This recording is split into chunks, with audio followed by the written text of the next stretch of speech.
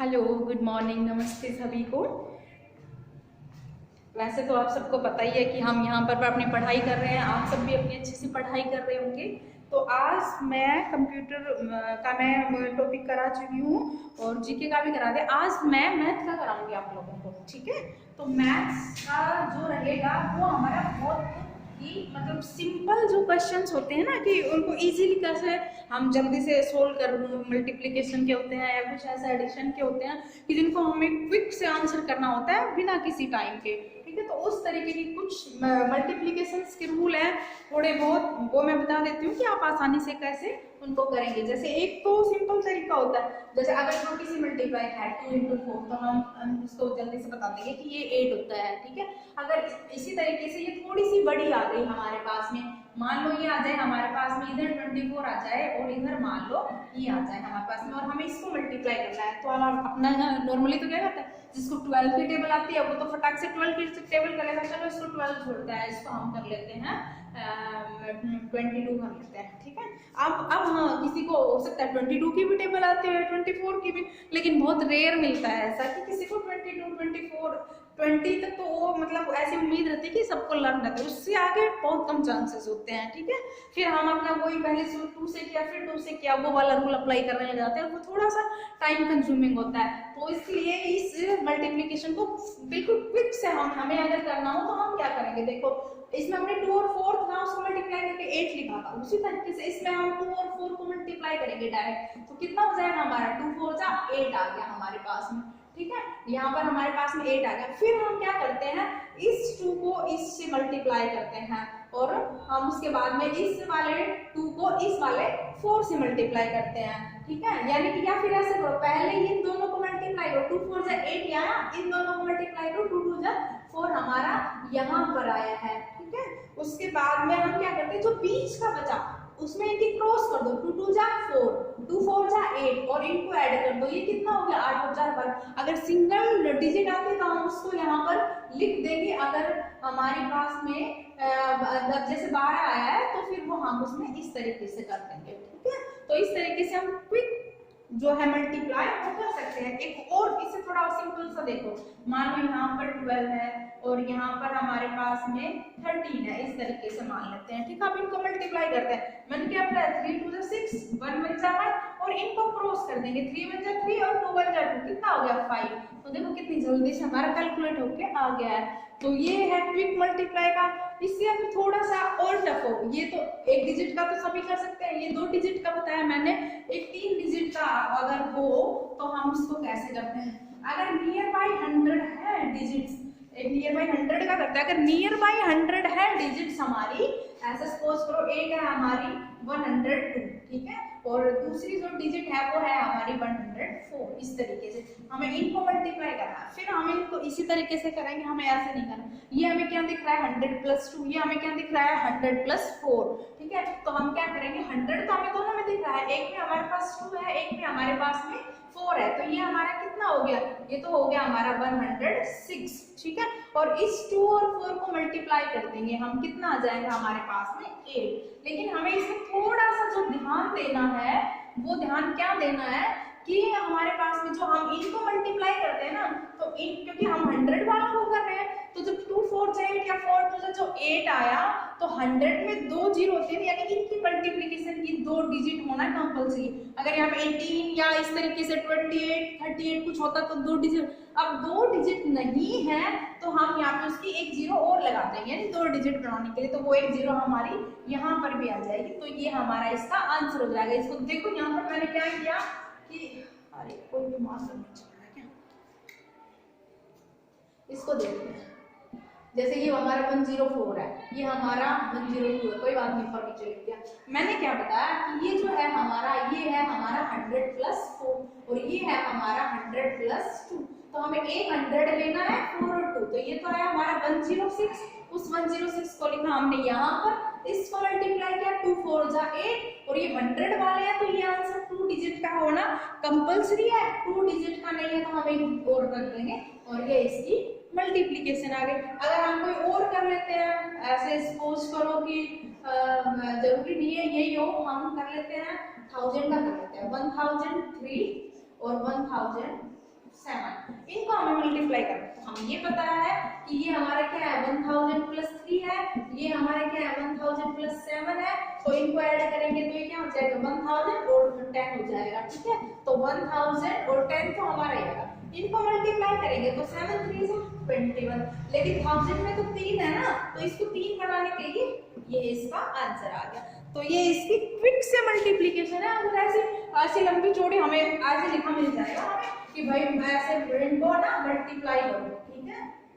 इसको बना देते हैं 06 और इसको बना देते हैं 10005, ठीक है। और आ जाएगी इनको मल्टीप्लाई, तो दिखने में कितना बड़ा सा लगता है। कई बार तो कई क्या सोचते हैं मल्टीप्लाई बाद में कर लेंगे, थोड़ा सा टाइम कंज्यूमिंग रहेगा, पहले और इजी क्वेश्चंस कर लेते हैं, लेकिन ऐसा बिल्कुल भी नहीं है, क्योंकि ये मल्टीप्लाई करने बहुत ही इजी होते हैं। तो इसलिए मेरे को लगा कि मुझे बता देना चाहिए, इतनी आसानी से हमारा क्यों एक नंबर को यहाँ रखना है, तो इसलिए तो ये थे मल्टीप्लिकेशन के। चलो इससे अब आगे करते हैं। इससे आगे क्या करेंगे हम, कुछ रूल्स है।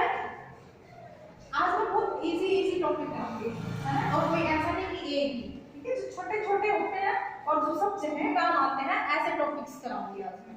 एक मैं आप लोगों का जो पावर वाले होते हैं ना उनके बारे में थोड़ा सा बता देती हूँ। बहुत सारे लोगों को नहीं पता होता, कई बार ऐसे क्वेश्चन आ जाता है कि 2x की पावर, ये मार्क तो चलता है ना, अगर इस तरीके से क्वेश्चन आ गया, मान लो 2x की पावर 3 प्लस में 4x की पावर 2 प्लस में 2x, इस तरीके से, तो इनको ऐड कैसे करें भाई, ये ऐड नहीं हो सकते। इनमें सबसे जो मेन हमें देखना होता है वो इन पावर्स को देखना होता है, जिन जिन की पावर सेम होंगी सिर्फ वो ऐड हो सकते हैं। यहाँ पर 3 है, यहाँ पर 2 है, यहाँ पर 1 है, ये बिल्कुल भी ऐड नहीं होंगे क्योंकि इनकी पावर बिल्कुल अलग है। अगर कोई क्वेश्चन इस तरीके से आ जाए हमारे पास में 2x की पावर 2 प्लस यहाँ भी आ जाए 4x की पावर 2, अब ये ऐड हो सकते हैं क्योंकि यहाँ पर हमारे पास 2 है, यहाँ पर भी हमारे पास में 2 है, तो और जब ऐड करेंगे तो सिर्फ ये जो इनके आगे डिजिट है ना सिर्फ ये ऐड होगी। ये 2 है, ये 4 है, यानी कि 6 आ गया। ये x की पावर 2, इनसे हमें कोई लेना देना नहीं है, यानी कि आप इस तरीके से मानो ये x की पावर 2, ये x की पावर 2, इस x की पावर 2 को हमने हटा दिया कि भाई तू हट जा। अब हमारे पास 2 प्लस 4 बचा है, ये हमें ऐड करना आता है 6। और हमेशा जो लिखने का रूल होता है वो सबसे पहले डिजिट लिखी जाती है, फिर उसके बाद में ये जो वेरिएबल्स होते हैं उनको उनकी पावर के अकॉर्डिंग, अगर पावर भी डिफरेंट है तो सबसे पहले सबसे बड़ी पावर का, फिर उससे छोटी पावर का, फिर उससे छोटी पावर का, ये इसका लिखने का रूल होता है, ठीक है। तो ये ऐड कैसे करें, ऐसे सब्ट्रैक्ट करना हो तो भी बिल्कुल एज इट इज होगा। अगर क्वेश्चन में आ जाए यहाँ पर कि 4x की पावर 2 माइनस में 2x की पावर 3 और कोई कहे कि इनको सब्ट्रैक्ट करो, तो हमें ऐसा नहीं करना 4 में से 2 माइनस कर देंगे, बिल्कुल नहीं करना है, क्योंकि इनकी पावर जो है वो इक्वल नहीं है, वो बराबर नहीं है, तो ये इससे आगे सोल्व नहीं हो सकता। यही इसका फाइनल आंसर रहेगा। ऑप्शन में दे देगा, एक ये सेम दे देगा, उसके बाद में किसी में दे देगा 4 में से 2 गया तो 2, किसी में ऐसे लिख के इसके साथ में x की पावर 2 लगा देगा, किसी में 2x की पावर 3 लगा देगा, किसी में ये एज इट इज रहेगा, तो ये एज इट इज ही आंसर आएगा, क्योंकि इनकी पावर जो है वो बिल्कुल अलग अलग है, इसलिए बिल्कुल भी ऐड नहीं होंगी या सब्ट्रैक्ट नहीं होंगे। ये तो था ऐड और सब्ट्रैक्शन का कि अगर सेम पावर है चाहे कितना भी लंबा क्वेश्चन हो। एक मैं बहुत लंबा क्वेश्चन लिख लेती हूँ। ऐसे आप सपोज करो कि हमारे पास में इस तरीके से है 4x की पावर 2 प्लस में 3x की पावर 4 प्लस में 2x की पावर 3 माइनस में ले लेते हैं, माइनस में 2x की पावर 2 प्लस माइनस के ले लेते हैं सारे, माइनस में x की पावर 4 और प्लस में 2 और आ जाएगी। इसको सोल्व करके दिखाएं तो दिखने में बहुत लंबा चौड़ा है, लेकिन इसमें कुछ भी नहीं है, हमें सेम पावर के लेने हैं। सबसे पहले यहाँ पर जो लिखा जाएगा वो सबसे बड़ी पावर का लिखा जाएगा। ये अनऑर्डर्ड अनअरेंज्ड तरीके से क्वेश्चन दे रखा है, क्वेश्चन कैसे भी दे हमें सबसे पहले इसमें देखना है, वो ये नहीं कहेगा इनको ऐड करो सब, वो कहेगा कि इनको सॉल्व करो और आंसर ले लो। तो हमें क्या करना है, सबसे हाईएस्ट पावर को देखना है, कौन है भाई। एक तो हमारे पास में कौन है 3x की पावर 4 है, दूसरा कौन सा है -x की पावर। देखना एक रूल इसके साथ में मैं और भी बता देती हूँ, जब दो लोग एक जैसे होंगे तो वो हमेशा पास बैठेंगे, जब दो लोगों के विचार नहीं मिलेंगे तो वो दोनों दूर दूर बैठेंगे, अलग हो जाएंगे। वही रूल जोड़ घटा का यहाँ पर अप्लाई होता है इसमें, ठीक है। इसमें क्या होता है कि अगर दोनों के साइन एक जैसे हैं, चाहे भले ही वो दोनों प्लस के हो, चाहे भले ही वो दोनों माइनस के हो, ठीक है, वो दोनों जुड़ेंगे क्योंकि दोनों एक जैसे हैं। एक छोटा सा एग्जाम्पल मैं आप लोगों को यहाँ पर बताती हूँ। जैसे अगर यहाँ पर आ गया हमारे पास में 2x की पावर 2, ठीक है, और प्लस में 3x की पावर 2। सबसे पहले तो भाई हमें इनकी पावर देखनी है, ठीक है, इनकी पावर एक जैसी है। उसके बाद में हमें क्या करना है, इनके साइन देखने हैं। जिसके आगे स्टार्टिंग में लिखा रहता है अगर कोई भी साइन नहीं है तो वो प्लस का है। दोनों प्लस के हैं भाई, दोनों एक जैसे विचारों के हैं। तो मैंने बताया कि जब दोनों के विचार एक जैसे होंगे तो वो दोनों जुड़ेंगे। तो हम इन दोनों को जोड़ देंगे और जुड़ता क्या है, सिर्फ डिजिट जुड़ती हैं। इसका 2 और इसका 3, आंसर आ गया 5x², ठीक है। अगर यहाँ पर मान लो ये तो सिर्फ 5 आ गया और हम इसके साथ में प्लस नहीं लिखते हैं, अगर माइनस आता तो लिखते जरूर, ठीक है। दूसरा रूल क्या है, मैंने कहा भाई ये माइनस का है भाई। अब दो अपोजिट विचारों के, एक आ गया भाजपा का आदमी, एक आ गया कांग्रेस का आदमी, वो कभी आपस में एक जैसी बात नहीं करेंगे। उसके अपने रूल रेगुलेशन होंगे, उसके अपने, वो अपने की तारीफ करेगा, वो अपने की तारीफ करेगा, मैंने ये किया, मैंने ये किया। दूर रहेंगे, यानी कि और दूर रहेंगे मतलब कि उसमें से घटेगा, ठीक है। तो अब यहाँ पे ये प्लस का 2 है, ये माइनस का, लेकिन सबसे उससे भी पहले हमें इनकी पावर चेक करनी है। अगर यहाँ पावर 3 होता तो कुछ नहीं होता, एज इट इज रहता, वही आंसर। लेकिन पावर एक जैसे है तो सोल्व जरूर होगा। सोल्व क्या होगा, एक प्लस एक माइनस का है, हमेशा घटेंगे दोनों, ठीक है। तो हम इस 2 में से 3 तो घटा नहीं सकते, 3 में से 2 घटता, घटने को 2 में से ही 3 घट रहा है, वो यहाँ पे तो 1 बचा। और 1 को कभी 1 जो बचा हमारे पास में, वो उसके साथ में हम क्या लिखेंगे, पावर तो हमें लिखनी पड़ेगी x²। और ये जो 1 है ना भाई, देखो जो पहलवान वो जीतेगा, सबको पता है, नाम उसका ही लिखेंगे, उसका ही आगे चलेगा।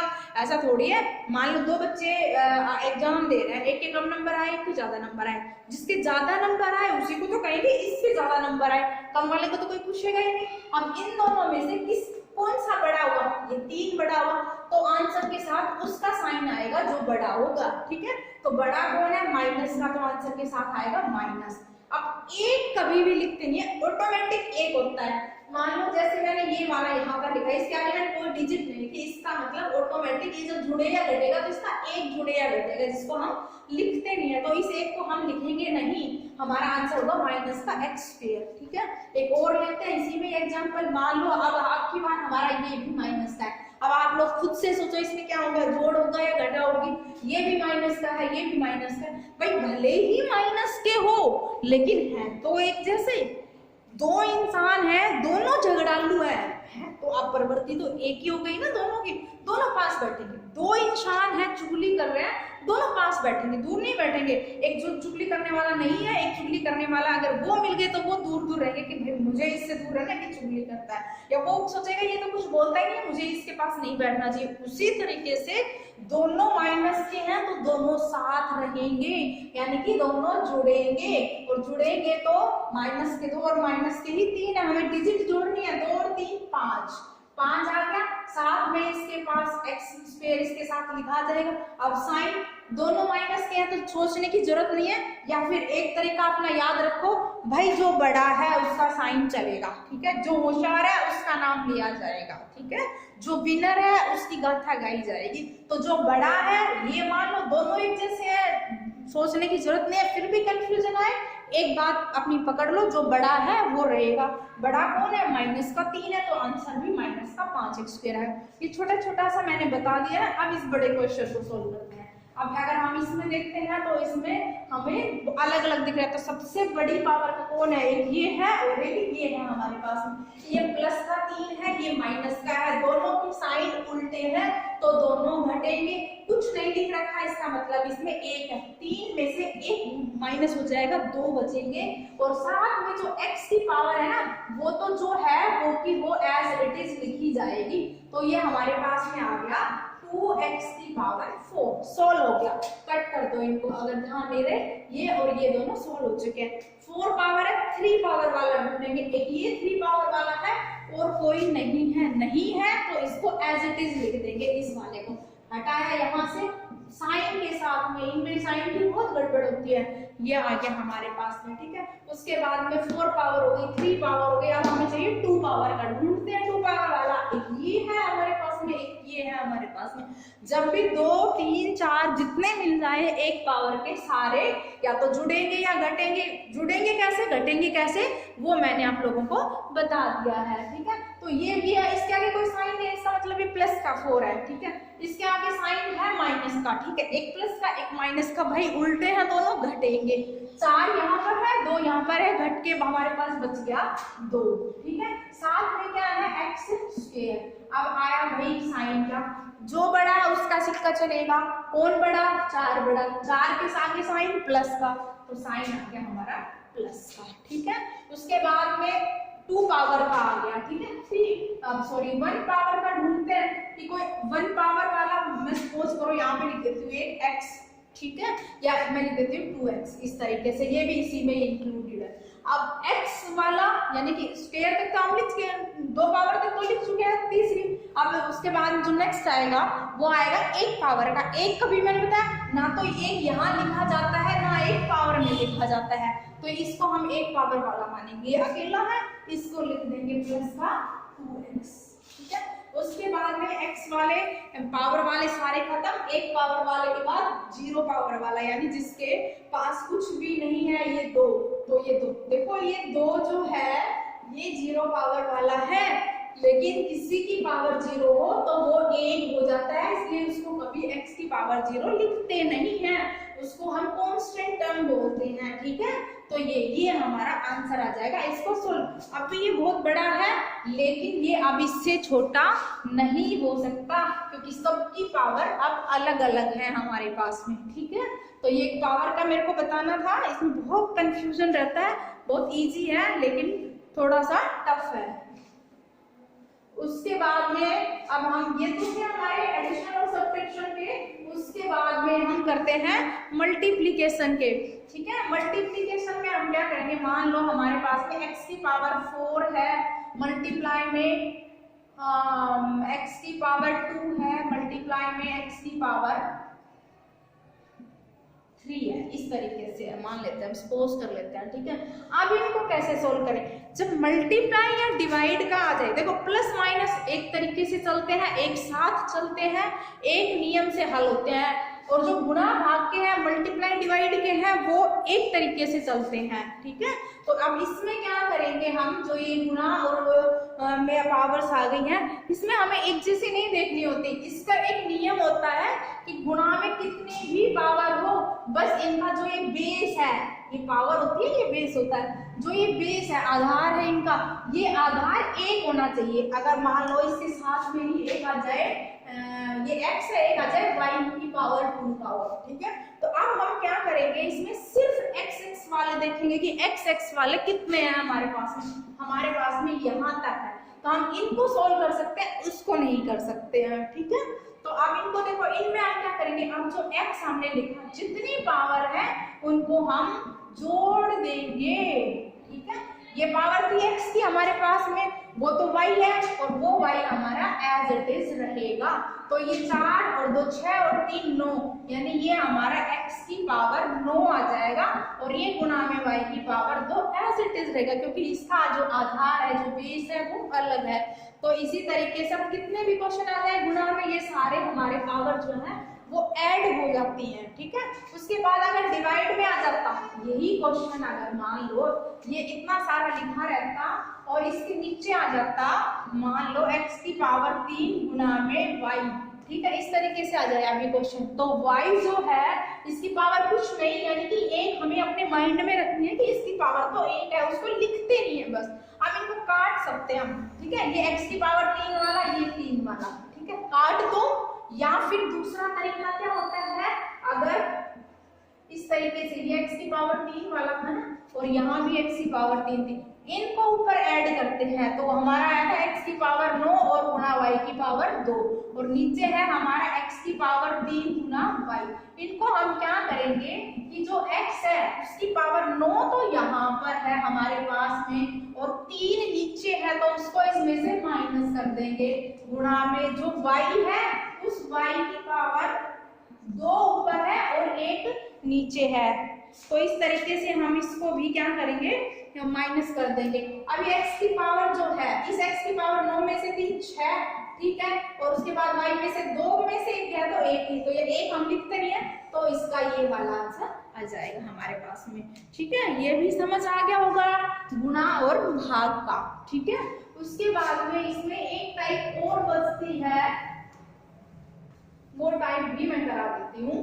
इसमें क्या होता है, इसमें होता है जैसे ऐसे मिल जाएगी हमें x की पावर जो है वो 2 है, ठीक है, और उसके ब्रैकेट लग के फिर उसकी पावर 3 है, तो कितनी भी पावर आ जाए उसके ऊपर एक और 2 है, कितनी भी पावर पे पावर आ जाए सबकी गुणा होगी, इस 2 की और इस 3 की गुणा होगी पहले, तो x की पावर क्या हो जाएगा हमारे पास में 6। तो ये बिल्कुल चलना पड़ेगा, एक सेकेंड।